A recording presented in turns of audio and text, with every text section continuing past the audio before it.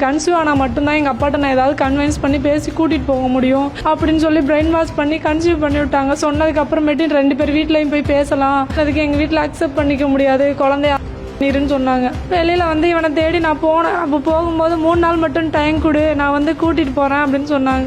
2 வருஷமாக நானும் முயற்சி பண்ணிக்கிட்டே இருக்கேன் சார். எதுவுமே கண்டுக்கவே மாட்டேங்கிறாங்க. நிறைய டைம் பையனோட பண்ணிக்கலான்னு முடிவு எடுத்துகிட்டு அந்த குழந்தை முகத்தை பார்த்து என்னால் கூட பண்ணிக்க முடியல சார்.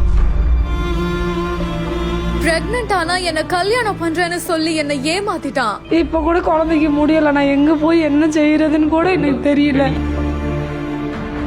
ஆசை வார்த்தை கூறி இளம் பெண்ணை ஏமாற்றிய பொய் காதலன்.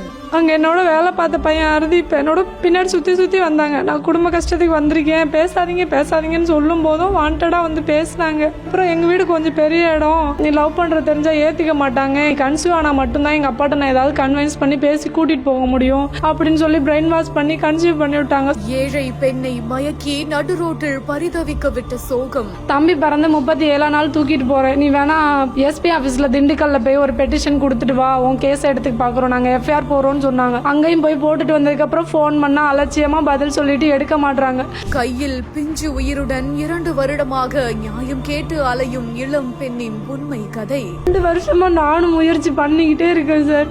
எதுவுமே கண்டுக்கவே மாட்டேங்கிறாங்க. நிறைய டைம் பையனோட பண்ணிக்கலான்னு முடிவு எடுத்துட்டு அந்த குழந்தை முகத்தை பார்த்து என்னால கூட பண்ணிக்க முடியல சார்.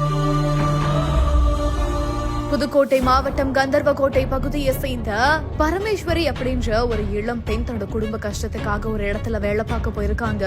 அங்க ஒரு இளைஞர் இந்த இளம் பெண் பின்னாடியே காதலிப்பதாக ஆசை வார்த்தை கூறி சுத்தி அந்த இளம் பெண்ணை ஏமாற்றி 1 வருடத்திற்கு முன்னாடி அவங்களை கர்ப்பமாக்கி விட்டு ஏமாத்திருக்காரு. காதலிச்சுட்டு வந்த பொழுதே என்ன கல்யாணம் பண்ணிக்கோ அப்படின்னு கேட்கும் பொழுது நீ கர்ப்பமானாதான் எங்க வீட்டுல உன்னை ஒத்துப்பாங்க அப்படின்னு சொல்லி அந்த பொண்ணை பயன்படுத்தி இப்போ அவரு நடு ரோட்ல தூக்கி வீசிருக்காரு. கையில் பிஞ்சு உயிருடன் 2 வருடங்களா நியாயம் கேட்டு அலைவதா இப்போ அந்த இளம் பெண் வந்து கதறி அழக்கூடிய காட்சிகள் வெளியாகி இருக்குது. இது ஒரு தரப்போட தகவல் மட்டும்தான். இன்னொரு தரப்பினரை தொடர்பு கொள்ள முயற்சி பண்ணிட்டு வரோம். அவங்களும் விளக்கம் கொடுத்துட்டாங்கன்னா அதையும் வெளியிட்டு உண்மை என்னன்றதை வெளிக்கொண்டு வருவதற்கான முயற்சியை எடுப்போம் அப்படின்றத உறுதியா சொல்றோம்.